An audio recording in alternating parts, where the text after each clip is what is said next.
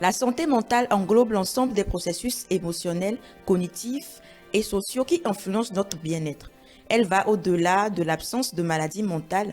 Elle englobe la capacité à faire face aux défis de la vie quotidienne, à gérer ses émotions, à maintenir des relations sociales saines et à mener une vie équilibrée. Selon l'Organisation mondiale de la santé, OMS, une personne sur 4 connaîtra un problème de santé mentale au cours de sa vie, ce qui montre l'ampleur de la question. Cependant, malgré la prévalence élevée des troubles mentaux, ceux-ci restent largement incompris. De nombreux patients ont peur d'en parler par crainte du jugement social ou d'incompréhension. Les stéréotypes associés aux troubles mentaux, comme la dépression ou les troubles anxieux, renforcent souvent la stigmatisation. La santé mentale est un état de bien-être qui permet à chacun de nous de réaliser son potentiel, de faire face aux difficultés normales de la vie, de travailler de manière productive et fructueuse, d'adapter une contribution à sa communauté. La santé mentale ne veut pas dire absence de troubles mentaux ou bien des troubles psychologiques. Ça englobe beaucoup de choses. Nous verrons le volet psychologique, le volet social, le volet émotionnel et biologique. Avoir une bonne santé, on peut dire que quelqu'un qui a une estime de soi, renforcée par l'espoir, peu importe les difficultés, les soucis, il se dit que non, ça doit aller. De multiples facteurs contribuent à la crise de la santé mentale actuelle. Le stress chronique, l'isolement social, les pressions économiques, l'instabilité politique et le manque d'accès aux soins en sont quelques exemples. Il y a la société dans laquelle nous vivons. Il y a le côté biologique. On peut dire des fois que dans certaines familles, si par exemple papa ou maman, le frère, l'un des membres de la famille a déjà fait la maladie, on est prédisposé. Donc nous sommes des personnes à risque. Et de l'autre côté, quel travail je fais? Sous quelle pression? Qu'est-ce que je gagne? Je suis avec quel conjoint? Ma femme me comprend? Mon mari, est-ce qu'il me comprend? C'est sous ce possible de nous plonger dans la maladie mentale. Mais d'autre part, on verra que d'autres ont l'enfance difficile, la maltraitance, le viol de toute forme, que la personne n'a pas eu le temps de digérer, d'exprimer pour qu'on l'accompagne. C'est source de maladie mentale pour cette personne à longue durée. Les relations amoureuses mal gérées, les échecs inattendus ou bien les réussites inattendues, ce sont des sources possibles de faire une maladie mentale. D'autres, c'est suite au traumatisme accidentel, par accident ou bien par d'autres formes de maladies graves. À la sortie de cette maladie, bon, il n'y avait pas le soutien de toute forme ou bien ce qu'on a besoin. Du coup, la personne, dans ses réflexions à tort et à travers, peut développer des troubles mentaux. Il est crucial de sensibiliser la population aux premiers signes de troubles mentaux.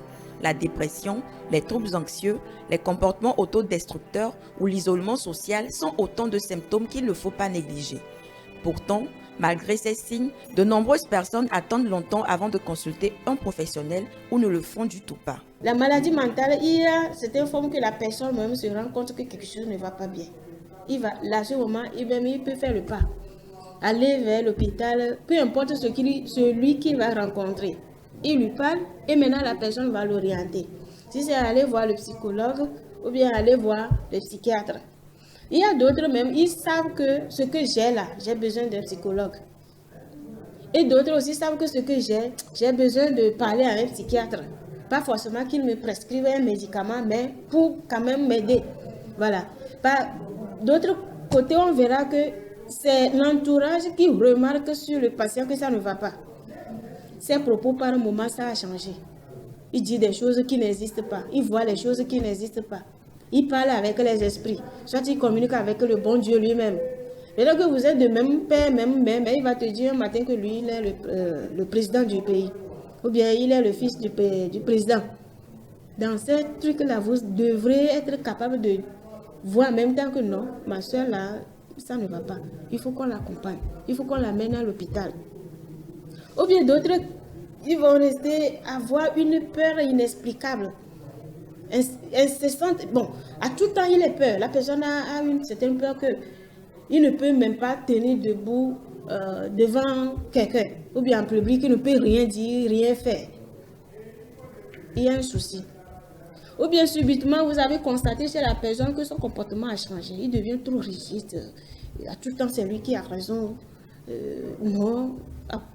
Ou bien la gentillesse, tout le monde doit être gentil, mais des fois, ça déborde.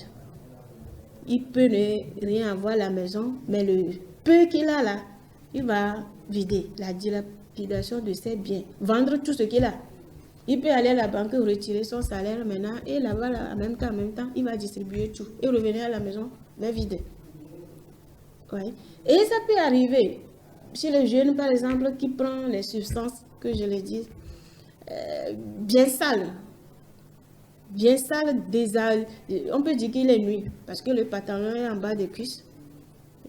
Torse nuit, mais c'est lui le chef de canton du milieu. C'est lui le boss. En ce moment-là, il faut quand même qu'on l'aide. Parce que quoi? Les partis qui contrôlent notre présence chez lui, c'est en train d'être grillé. De l'autre côté, vous allez voir que la personne s'enferme. Il veut rester seul. Tantôt il pleure, tantôt il rit. Et il est seul parlant. La plupart des cas, les patients même ils ne se reconnaissent pas. Ils ne savent pas que ça ne va pas. Je ne suis pas malade, je ne vais pas à l'hôpital. Mais c'est à vous de l'aider. Donc des fois, la famille, des fois, ils les dribblent par des petits mensonges et ils les amènent. Ou si le patient est trop violent, agressif ou bien de corpulence forte, là, il faut chercher aussi d'autres corpulences fortes pour vous aider et à l'amener. Ou d'autre côté, c'est les forces de l'ordre qu'on appelle, ou bien ça peut être pompiers, pour pouvoir les maîtriser. Aujourd'hui, plusieurs options thérapeutiques existent pour traiter les troubles mentaux en fonction de leur nature et de leur gravité. Ce n'est pas dans tous les cas de troubles mentaux qu'on met un traitement médical. Quelqu'un peut venir maintenant et peut-être c'est juste un accompagnement psycho qu'il lui faut et puis bon, il va se sentir bien.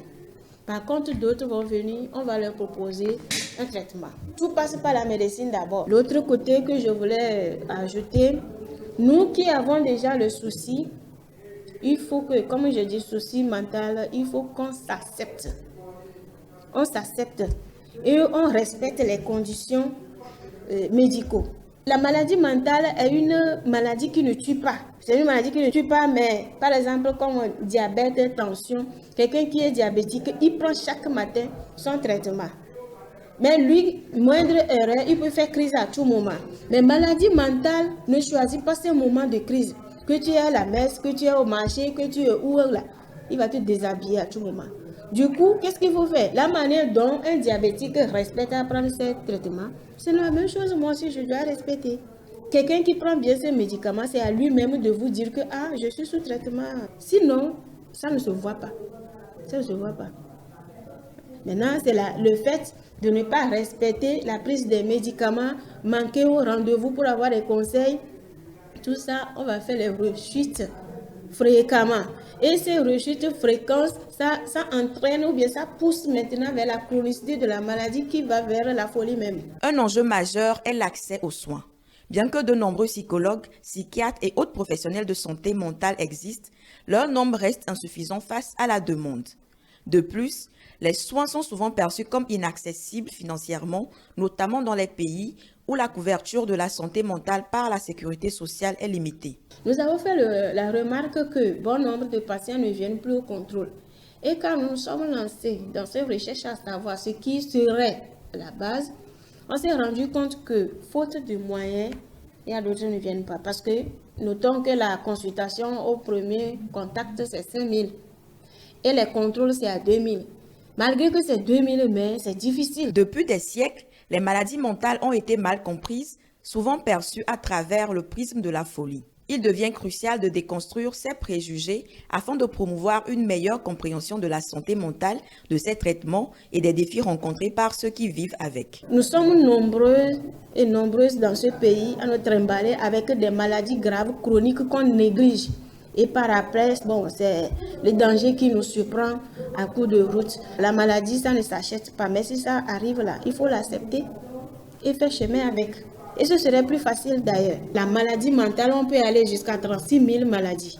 Donc, avant de dire qu'on a rencontré un vrai fou là, c'est sûr, on peut dire qu'on prend 100 personnes, c'est une personne qu'on va rencontrer là-bas. Il faut dire qu'il y a diverses formes, mais de nos jours, c'est les troubles induits par les substances psychoactives qui est plus abondant sur le terrain. Si les conseils pratiques sont essentiels, il existe également des défis plus larges à surmonter au niveau sociétal pour améliorer la santé mentale des patients. Tout le monde doit se faire consulter par moment. Il faut chercher à parler souvent avec un psychologue. Ce que nous aimerions vraiment améliorer si on a le moyen, et vous voyez, la plupart des patients arrivent ici et à la sortie ne devraient pas initialement retourner chez eux, à la maison. Il faut quand même un lieu de transition. Mais il n'y en a pas. Que tu étais menuisier ou tailleur ou commerçant ou quoi que ce soit, à la sortie d'ici, vous allez là-bas faire un bon moment pour réapprendre ce qui est à apprendre. Soit ce que vous faisiez, vous ne pouvez plus continuer dans le même sens. Un menuisier qui, à la sortie de l'hôpital, ne se sent plus actif pour son métier, il faut qu'on l'oriente vers une autre chose. La santé mentale est un aspect fondamental de la santé globale et il est temps que la société l'accepte pleinement comme un enjeu de santé publique à part entière. Si les initiatives de sensibilisation et de traitement se multiplient, il reste encore beaucoup à faire pour rendre la santé mentale accessible, comprendre les causes profondes des troubles et mettre en place des solutions plus adaptées et diversifiées. En fin de compte, il est impératif que nous construisions une société où chacun puisse prendre soin de sa santé mentale tout autant que de sa santé physique dans le respect, la solidarité et sans jugement.